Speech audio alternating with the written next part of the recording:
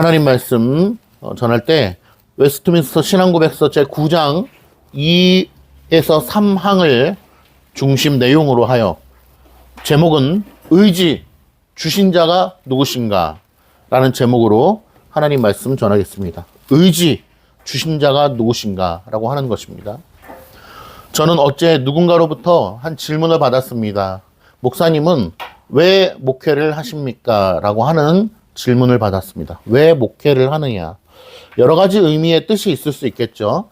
목사로서 할 수 있는 일이 뭐 여러 가지가 있는데 왜 목회만을 하느냐? 이런 질문도 될 수 있고, 목사로서의 부르심을 왜 어떻게 받았느냐? 뭐 이런 질문이 될 수도 있습니다. 근데 여러 가지를 물어보지 않고 저는 단번에 제 10년 가운데 떠오르는 답을 그분에게 했는데, 이렇게 멋지게 답했습니다. 이렇게 멋지게 답했습니다. 어디선가 들어본 것 같은 그런 답이기도 한데요. 제가 목회를 하는 이유는 하나님의 영원하신 예정과 강력한, 거부할 수 없는 강력한 인도하심이기 때문에 제가 이 길을 간다고 말하고 싶습니다. 그리고 둘째도 그렇게 말하고 싶고 셋째도 그렇게 말하고 싶습니다. 라고 답을 했습니다. 어디서 들어본 것 같죠? 둘째, 셋째 이런 폼은. 그냥 준비되지 않은 답변이었는데 제가 그렇게 말을 했고, 평소에 묵상해오던 우리의 교리적 내용에 비추어 볼 때 하나님의 예정과 더불어서 섭리 안에는 많은 것이 포함이 되겠지만 하나님의 강력하신 인도하심 가운데 제가 목회의 길을 가고 있음을 다시 한번 제 스스로가 천명하였습니다. 그러면 두 번째로 따라오는 질문은 바로 이런 질문이 될 것입니다. 하나님의 예정인지 어떻게 압니까? 하나님의 강력하신 인도하심인지 어떻게 압니까? 라고 얘기한다면 제가 또 이렇게 대답을 했습니다. 하나님의 예정하심인지 어떻게 아느냐, 그리고 강력한 인도하심인지 어떻게 아느냐를 제가 열거한다면 오늘 히브리서 저자가 얘기했던 것처럼 시간이 모자랄 것이다. 오늘 밤을 새도 다 이야기하지 못할 것이다. 그런데 많은 사람들은 자기의 인생 가운데 하나님께서 어떻게 역사해 주셨는지를 잘 기억을 못해요. 그래서 성경은 끊임없이 믿음의 선조들이 하나님께서 우리에게 어떻게 역사하여 주셨고 무엇을 베풀어 주셨는가를 기억하라라고 우리에게 주문하고 있고, 때로는 그 기억을 잘 기념하기 위해서 돌무더기를 쌓기도 하고 기록하기도 하고 우리 가슴속에 잘 새겨놓기도 합니다. 어떤 부류의 우리 유대인들은 그것을 성경의 말씀의 그 원리대로 정말 이 손목에 하나님의 말씀을 매달고 달고 다니잖아요. 머리 위에도 달고 다니고, 하나님의 말씀을 잊지 않기 위함이죠.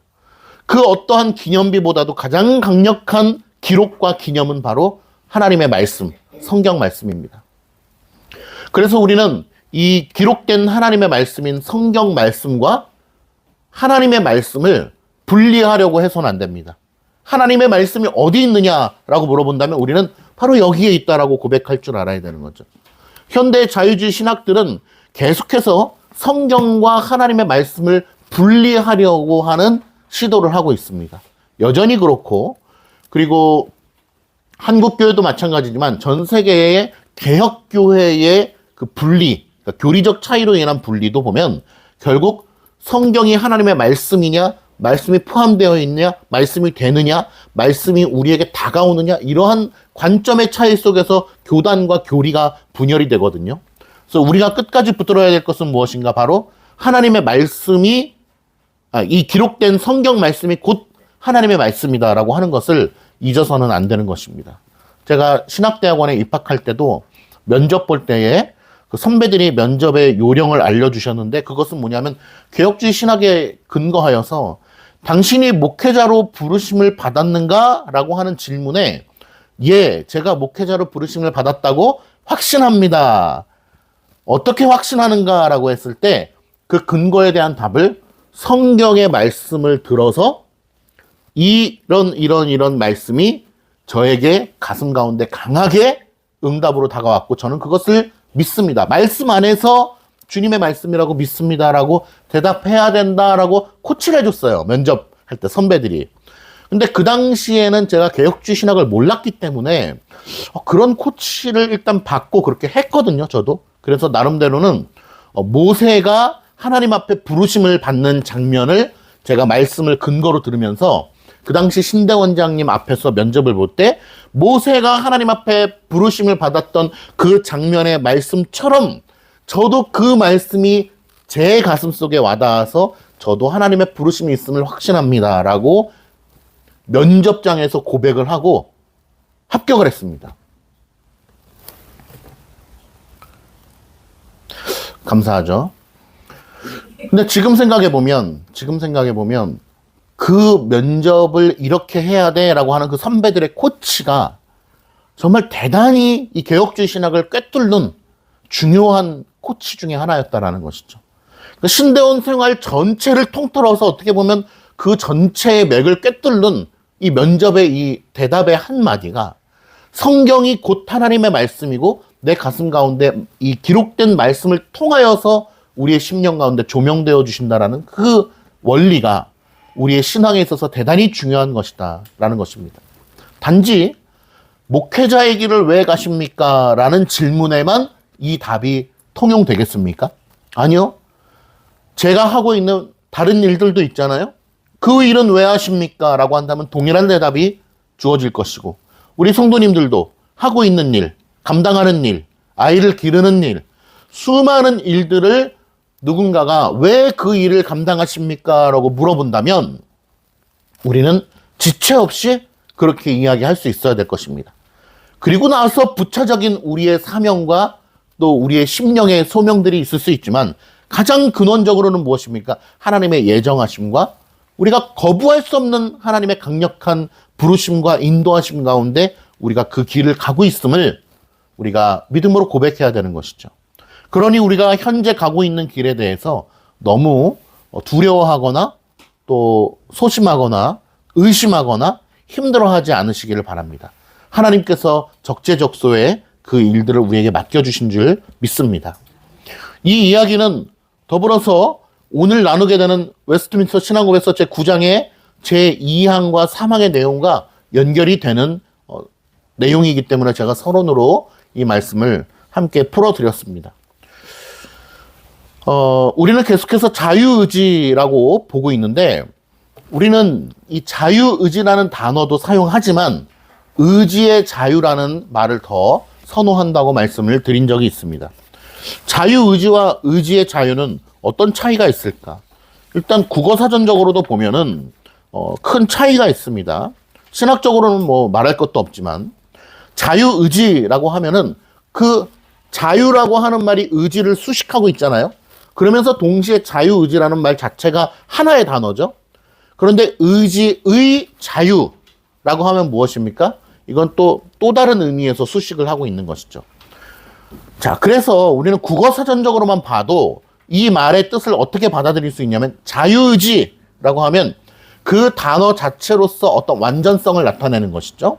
그래서 마치 우리에게 자유의지가 있어 라고 하면 마치 우리에게는 정말로 근원적인 의미에서의 자유가 있는 것처럼 내 의지를 완전히 내 스스로 자유롭게 할 수 있는 것처럼 여겨지는 국어사전적 표현이 자유의지인 거예요.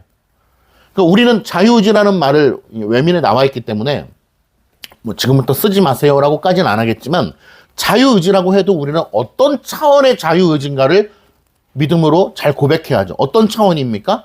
하나님께 온전히 의지된 차원에 혹은 종속된 차원에서 그리고 우리에게 자유의지가 있는 것처럼 자유로운 것이 있는 것처럼 여겨지지만 사실은 완전히 자유롭다? 아니죠. 대단히 국소적으로 자유롭다. 일부만 자유롭다. 라고 하는 것이죠. 그리고 그것이 또 더 나아가서 능력과 연결된다면 우리에게 능력이 있습니까? 없어요. 요양원을 예를 들었잖아요. 먹고 싶은 의지가 있어도 먹을 수가 없으니까 콧줄로 껴서 두유를 넣어주는 만큼만 먹을 수가 있는 것이죠. 의지는 있다 할지라도. 그래서 의지와 능력이 우리에게 결부되지 않았을 때 우리는 그것을 또 능력이 없는 경우가 많다는 것입니다. 그러면 의지의 자유라고 할 때에 그것은 어떤 의미가 우리에게 따라오는가? 바로 어떤 상태에 따라서 자유롭기도 하고 자유롭지 못하기도 하다라는 뜻이 그 안에 담겨 있는 것입니다. 어떤 상태에 따라서. 대표적으로 방금 말씀드렸던 것처럼 능력의 상태에 따라서 자유롭기도 하고 자유롭지 못하기도 하죠. 그리고 우리는 신학적인 의미로 이제 들어가게 되면은 타락 전과 타락 후가 다르고 타락 후에 우리는 완전히 타락했기 때문에 전적으로 타락했기 때문에 선을 행할 능력도 없지만 심지어는 의지조차 없다라고 하는 성경의 가르침을 통하여 인간의 상태에 대하여 우리는 살펴볼 수 있는 것입니다. 그래서 우리는 계속해서 자유의지라는 단어를 쓰지만 우리에게 진정한 의미의 자유의지는 없다라고 하는 것. 그리고 온전한 의미의 근원적인 의미의 자유의지, 완전히 자유로운 의지를 가지고 계신 분은 누구밖에 없냐? 하나님밖에 없다. 그래서 루터는 이 자유의지라는 말은 하나님에게만 사용할 수 있는 단어라고 얘기한 거예요. 그러면서 우리에게는 무슨 의지밖에 없다고 루터가 얘기합니까? 죄에 속박된 차원에서의 노예 의지밖에 없다라고 루터가 천명하고 있는 거예요. 그러니까 루터가 종교개혁가로서 그러한 이 교리적 내용을 원래부터 예전부터 내려오던 거지만 다시 한번 발견해서 종교개혁가로서 천명한 것은 너무나 참 대단한 일인 거죠. 그것을 우리가 그대로 받고 있는 것입니다. 노예 의지. 그래서 오늘 3페이지에 2항에 보시면 인간은 무죄한 상태에서는 하나님이 보시기에 선하고 그가 아주 기뻐하시는 것을 원하며 행할 수 있는 자유와 능력을 소유하였으나 라고 고백하고 있네요. 인간은 하나하나 보겠습니다. 인간은 무죄한 상태에서는 언제를 얘기하는 거죠? 타락 이전을 얘기하는 거예요. 선과 악을 알게 하는 나무를 그 열매를 따먹기 전에 무죄한 상태에서는 하나님 보시기에 어땠답니까? 선했다. 그가 아주 기뻐하시는 것을, 여기서 그가라고 하는 거는 하나님을 얘기하는 거죠. 그래서 하나님이 보시기에 선했고 하나님이 아주 기뻐하시는 것을 원하며 행할 수 있는 무엇을 소유했대요? 자유와 능력을 소유하였으나. 의지도 있었고 그러한 능력이 있었던 것이죠. 소유하였으나. 여기 이제 그 다음 문장이 중요합니다. 아직 가변적이다라는 거예요. 가변적이다. 가변적이다라고 하는 것은 대표적으로 누구의 특성과 대조되는 것입니까? 변하지 않으시는 하나님과 대조적인 것이죠. 그래서 우리가 타락 전에도 굉장히 참 어떻게 보면 온전한 상태의 창조의 피조물로서 존재했지만서도 불구하고 하나님과 비교하는 차원에서는 우리는 어떻습니까? 결점적 원인이 있는 존재인 거죠. 그래서 어거스틴이 그렇게 얘기를 하는 거예요. 어거스틴이 뭐라고 얘기냐면 창조주 하나님과 비교했을 때는 인간은 타락 전에, 즉 죄를 짓지 않은 상태라고 해도 결점적 원인이 있다라고 하는 것입니다. 그 결점적 원인이 무엇입니까? 죄를 지을 수도 있고 짓지 않을 수도 있는 의지와 자유가 있었다라는 것입니다. 그러한 차원에서 우리가 나중에 부활하게 되면, 나중에 죽음 이후에 부활하여서 저 영원한 천국에 우리가 입성하게 되면 그때의 우리의 완전한 모습은 타락 이전의 모습과는 비교할 수 없는 것이죠. 아담이 타락하기 이전의 모습과는 비교할 수 없어요. 왜냐하면 우리는 그때가 되면은 가변적이라고 말하지 않게 되기 때문입니다. 어떤 차원에서 가변적이지 않냐? 죄를 지을 수도 짓지 않을 수도 있는 상태가 아니라 죄를 안 짓는 상태가 되는 거예요. 우리가 나중에 천국 가면. 우리가 인생을 살면서, 인생은 우리가 그 잠언 말씀에도 있지만, 시편 말씀에도 있지만, 인생이 70이요 강건하면 80이라. 인생의 결과물은 수고와 허물뿐이라 라고 고백하고 있어요. 왜 그렇습니까? 우리의 인생은 왜 수고와 슬픔뿐이라고 고백합니까? 죄 때문이죠. 이것이 나중에 천국에 가게 되면 어떻습니까? 없어지는 거예요. 왜죠? 우리는 죄가 없는 존재가 되기 때문에. 죄를 지을 수 없는 존재가 되기 때문에. 아주 훌륭한 상태가 되는 것이죠. 그럼에도 불구하고 또 오해하지 말아야 될 것은 하나님과 우리를 비교하면 어떻습니까? 하나님은 불변하신 분이고 우리는 가변적인 존재예요. 하나님에 비하면. 그래서 타락 이전의 상태를 오늘 이야기하는 것이고 아직 가변적이어서 인간은 그 상태에서 타락할 가능성이 있었다라고 이야기하고 있습니다. 타락할 가능성이 있었다.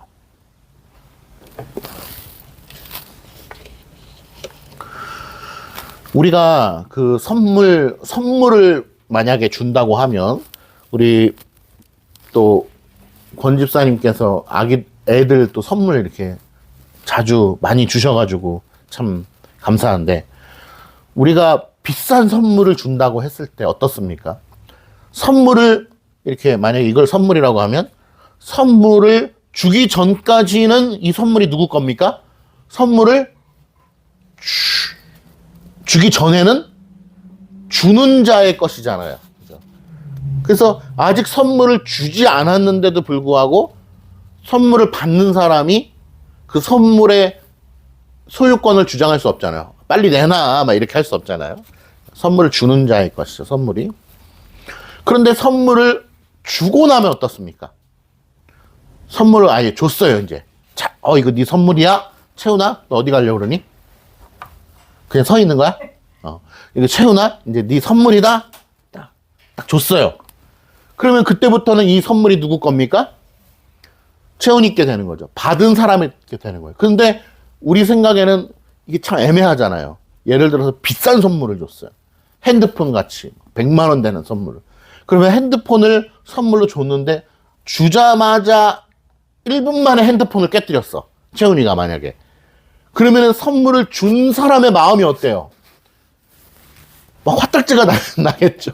아니, 선물을 주자마자 저거 떨어뜨려가지고 액정이 다 깨져버리면은 얼마나 화가 나겠어요. 그럼에도 불구하고 우리의 마음은 그럴지라도 선물을 줬으면 다시 가져와 이럴 수가 없잖아요. 안 줄 거야. 다시 안 줄 거야. 이럴 수가 없단 말이에요. 그래서 이 세상의 법칙을 깨는 관계가 있죠. 바로 연인 관계가 헤어질 때 내가 준 선물 다 가져와 이러면서 하는 그런 공식이 깨지는 경우가 있는데 일반적인 경우에는 선물을 주고 나면 끝이란 말이에요. 그런데 이러한 법칙을 가지고서 하나님과 우리의 관계를 설명하려고 하면 된다 안 된다? 안 된다라는 거예요. 오늘 제목을 제가 줬잖아요. 의지. 누가 주신 거냐? 자, 아담에게는요. 자유로운 의지가 있었어요. 가장 큰 자유로운 의지가 뭐가 있었을까 하면 오늘 본문에도 읽었는데요. 하나님께서 아담에게 무엇을 맡겼냐라는 거예요. 무엇을 맡겼죠? 창조 이후에 에덴 동산을 관리하는 일을 맡겼어요. 그래서 우리 노회에 어떤 목사님도 계신데 그 목사님도 이제 직업이 관리소장 같은 거예요. 관리소장을 하시면서 늦게 신학을 하셨고 여전히 관리소장의 일을 하고 계신데 그런 말씀 하시더라고요. 하나님께서 첫사람 아담에게 맡기신 직업이 뭐냐? 바로 관리인이라는 거죠. 에덴 동산 관리인. 그래서 자기의 직업에 이제 숭고함을 얘기하시면서 이 직업이 얼마나 이게 하나님으로부터 온 직업인지 모른다고 그런 말씀 하신 적이 있는데 모든 직업이 다 그렇지만 그 말도 참 일리가 있다. 그런 생각이 들었어요. 그런데 에덴 동산 관리인으로서 어떤 일을 주된 일을 했었느냐 아마 들으시면 아실 거예요. 바로 모든 눈에 보이는 모든 동물, 식물의 이름을 아담이 다 지었어야 돼요. 그래서 이게 이제 쑥 이렇게 캐는 거 말씀하셨지만 쑥의 이름이 왜 쑥이 됐냐? 혹시 아세요? 저 잘 모르겠지만 이 세상의 모든 만물에는 다 이름이 있잖아요. 동식물, 자연들. 그러면 우리는 왜 이 단어가 어디로부터 왔는지를 따지길 좋아한단 말이에요. 사람들은. 이 단어의 유래. 저도 그런 걸 좋아하거든요. 그러면 그 단어에 대해서 이해하기 쉽게 생각이 되는 거예요. 우리 장로님 지난주에 말씀하셨던 게 기억이 나는데 우리 한글도 그렇게 과학적으로 만들어졌다는 말씀하셨잖아요. 그래서 기역 하면 혀가 꼬부러지고 니은 하면 이렇게 밑으로 꼬부러지고 그런 과학적 원리를 말씀하셨는데 저도 그런 걸 굉장히 좀 좋아하고 참 일리 있고 우리 한글의 우수성에 대해서도 정말 저도 공감하는 바입니다. 그런데 이 세상의 모든 만물에 이거는 왜 이렇게 불리기 시작했는가를 따지고 올라가다 보면 결국 어디가 나오냐? 아담이 만든 말이 나오는 거예요. 우리의 조상의 근원을 따지다 보면은 아담과 하와가 나오듯이 우리의 말의 근원도 결국에는 아담이 첫 말로서 이거는 호랑이라고 하자라고 결정한 그 단계까지 올라가게 되는 것입니다. 제가 말씀드리려고 하는 것은 호랑이를 호랑이로 부르고 쑥을 쑥이라고 부른다라고 하는 그 규칙을 누가 정했냐는 거예요. 하나님께서 아담에게 그 권한을 주신 것입니다. 하나님께서는 어떻게 보면 이 모든 만물이 본인 거잖아요. 하나님 거잖아요. 하나님이 만드셨잖아요. 그래서 아담아, 이것은 쑥이라고 부르기로 내가 정했으니까 그런 줄 알아라. 단어장 적어서 외워라. 이렇게 하실 수도 있어요. 그런데 그 자율권과 의지, 이것을 뭐라고 짓느냐라고 하는 그 의지를, 자율권을 누구에게 주셨냐? 아담에게 주셨다라는 거예요. 그리고 아담은 머리가 터지게, 이거 무서운 말이니까, 아주 그냥 힘겹게 열심히 자기 눈에 보이는 모든 이 세상 만물을 이름을 붙이는 작업을 한 것입니다. 얼마나 재밌었을까요? 이거 뭐라고 부를까? 그 당시에 연필과 연습장이 있었을지는 모르겠어요. 그런 것을 다 어떻게 기억했을까? 아담에게 그러한 자율권이 있었다라는 것입니다. 하나님께서는 우리의 모든 것을 예정하셨지만 우리에게 의지의 자유를 허락해 주셨다라는 것입니다. 이게 놀라운 것이죠. 그래서 우리는 우리에게 분명히 하나님께서 의지의 자유를 허락해 주셨지만 그 의지마저도 누구 것이라는 걸 인정해야 되냐? 하나님 것이라는 걸 인정해야 돼요. 여러분들 오늘 교회에 오시는 것을 여러분들의 의지로 오신 줄 믿습니다. 누군가가 강제로 안 가면 막 때려버릴 거야. 그래가지고 억지로 오지 않았을 거예요. 우리는 자유가 있는 곳 가니까. 여러분들의 의지로 오셨어요. 그런데 그 의지를 누가 부여해 주셨고 누가 허락해 주셨냐 하는 거예요. 우리는 당연히 정답을 알고 계시니까 단번에 하나님이 허락하셨죠 라고 얘기하지만 하나님을 온전히 전적으로 신뢰하지 않는 자들에게는 그것이 굉장히 중요한 문제예요. 이게 기독교의 본질과 관련된 문제이기 때문에 그렇습니다. 하나님이 그 의지를 허락해 주셨다? 하나님께서 그 의지를 사용하신다라고 하는 거죠. 결론적으로 말씀드리면 하나님께서는 그 의지를 우리에게 부여해 주심과 동시에 그 의지를 사용하셔서 우리를 통하여 영광 받으신다는 것입니다. 특별히 택함 받은 자들은 더더욱 그런 것이죠. 그래서 우리는 우리의 의지가 누가 부여해 주셨는가를 깨달아야 되고 그 의지의 주인이 누구신가를 분명히 깨달아야 되는 것이죠. 그렇지만 동시에 우리의 의지는 자유롭다라는 사실을 또 알아야 됩니다. 내 심령 깊은 곳의 의지의 발동으로 인해서 움직입니다. 내가 쑥을 뜯어야 되겠다. 내가 당근을 먹어야 되겠다. 오이를 먹어야 되겠다. 국수를 먹어야 되겠다. 라고 하는 의지의 발동이 내 안에서부터 온다는 것입니다. 그러나 또 동시에 우리는 자유롭지가 못합니다. 우리는 자유로운 의지를 가지고 있지만 동시에 자유롭지 못해요. 그럼 어떠한 차원에서 자유롭고 어떠한 차원에서 자유롭지 못하냐라고 하는 그 의미들을 우리가 분명하게 알아야 되는 것이죠. 이런 의미를 분명하게 알기 위해서는 하나님은 어떤 분이신가? 하나님의 예정은 무엇인가? 하나님의 섭리는 무엇인가? 인간의 자유는 어디까지인가? 이런 것들을 우리가 깊게 살펴보아야 하는 것입니다. 그러므로 우리가 알미니안주의처럼 마치 내가 기도함으로 내가 무언가를 행동함으로 내가 어떤 마음을 먹음으로 말미암아 하나님의 역사의 섭리를 건드릴 수 있다라고 생각하는 것은 큰 오산입니다. 내게 자유가 있지만, 나에게 의지의 자유가 분명히 있지만 내 자유로 말미암아 하나님의 역사의 흐름을 내가 결정할 수 있다라고 믿는 것은 큰 오산이라는 것입니다. 그것을 대표적으로 따르는 사람들이 누굽니까? 아르미니우스주의자들인 거예요. 그 세상의 많은 것들은 물론이거니와 구원 관련해서도 내가 손 들고 하나님 앞에 은혜를 구하는 자가 구원을 받는다라고 하는 것입니다. 마치 내가 기도하고 내가 열심히 하면 무언가를 이룰 수 있는 것처럼.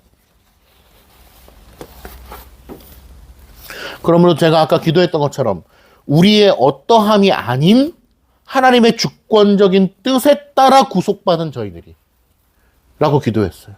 우리의 어떠함이 아닌, 나의 의지가 아닌, 나의 능력이 아닌, 나의 어떤 존재로 말미암는 것이 아니라 하나님의 주권적인 뜻에 따라 이루어진다는 것입니다. 3항을 보겠습니다. 3페이지의 3항. 인간은 타락하여 죄의 상태에 있으므로, 이제 타락했죠? 선과 악을 알게 하는 열매를 따먹으로 말미암아 타락했습니다. 죄의 상태에 있으므로 말미암아 구원에 수반하는 영적 선을 행하고자 하는 모든 의지력을 완전히 상실했다. 이것이 바로 전적 타락의 정확한 뜻이죠. 우리는 전적 타락을 믿는 기독교잖아요. 전적 타락. 그러면 전적 타락이라고 하는 의미는 도덕적인 것도 다 타락했다라고 얘기하면 안 됩니다. 왜냐하면 하나님의 존재를 알지 못하는 자들도 도덕적인 선함을 유지하고 있거든요. 도덕적인 선함마저도 하나님께서 앗아가시면 어떻게 됩니까? 멸망이죠. 그냥 인간의 멸망. 동물마저도, 동물의 세계 있잖아요. 동물에게도 법칙이 있어요. 동물의 사이에서도 그런 법칙이 있는데 그러한 법칙마저 하나님께서 앗아가 버리면 동물도 자멸입니다. 때로는 동물이 무리를 지어서 그들이 이동하고 그들이 살아가는데 그들 가운데도 규칙이 있거든요. 그 규칙을 만약에 어겨버리면 그들 사이에서도 내쫓김을 당한다 그래요. 그만큼 하나님께서는 도덕적인 혹은 인류애적인 어떠한 선함을, 규칙을 우리에게 허락해 주셨는데 우리는 그것은 인정을 하나, 물론 그것마저도 누구에게 귀속된 겁니까? 하나님께 귀속된 거지만 하나님을 모르는 자들도 도덕적인 선함을 가지고 있기 때문에 그것을 이야기하는 것이 아니고 무엇을 완전히 잃어버렸냐? 구원에 수반하는 영적 선을 행하는 거에 있어서. 그러니까 알미니우스주의자들이 주장하는 것에 대해서 정면으로 반박을 하는 것입니다. 구원을 받는 데 있어서, 하나님의 영광을 위하여 살아가는 데 있어서 완전히 우리가 할 수 있는 것은 전혀 없다라는 것을 이야기하는 거예요. 하나님을 찾을래야 찾을 수가 없는 거죠. 그래서 이제 다음 읽어볼게요. 그래서 자연인은, 여기서 자연인이라고 하는 거는 타락 이후에 제가 여기 써놨는데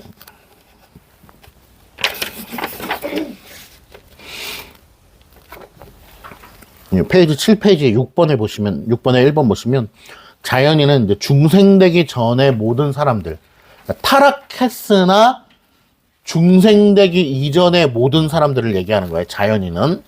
그래서 풀어서 쓰면 자연인은 영적 선을 전적으로 싫어한다. 전적으로 싫어한다.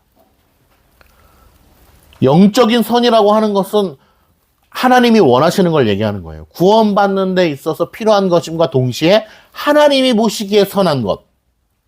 그러니까 하나님이 보시기에 선한 것은 도덕적인 선함이 아닙니다. 하나님을 믿는 걸 얘기하는 거예요, 결국. 가장 선한 일이 무엇입니까? 하나님의 존재를 인정하고 하나님을 믿는 거죠. 그게 가장 선한 거죠. 가장 악한 게 무엇입니까? 하나님의 존재를 믿지 않고 하나님을 믿지 않는 게 가장 악한 거예요. 그러므로 자연인은 영적 선을 전적으로 싫어하고 죄로 말미암아 죽어 있기 때문에 자신의 힘으로는 자신을 회개시키거나 또는 회개에 이르도록 준비할 수가 없다라고 오늘 3항에 천명하고 있는 것입니다. 그러니까 이 2항, 3항 모두가 다 알미니안주의의 어떠한 교리적 내용과 가장 대치가 되는 것이죠. 전적 타락, 전적 무능. 우리에게 자유로운 의지가 있지만 그것은 완전히 자유로운 것이 아니고 하나님의 귀속된 상태에서 그 예정과 섭리 가운데서 우리가 자유를 발동하는 것이다. 그래서 초반에 그 말씀을 드린 거예요. 저는 제 의지로 목사가 됐지만 그것은 어디로부터 기인하냐? 하나님의 예정으로부터 기인한다는 사실을 부정할 수가 없는 것입니다.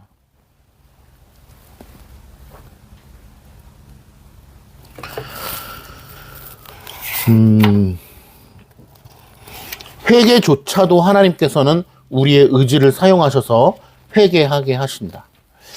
여기 사망의 마지막에 보면 회개에 이르도록 준비할 수가 없다라고 이야기하면서 마치 회개, 우리 성도님들은 이제 큰 관심이 없으실 수 있지만 회개 준비론, 회심 준비론이라고 하는 교리가 있거든요.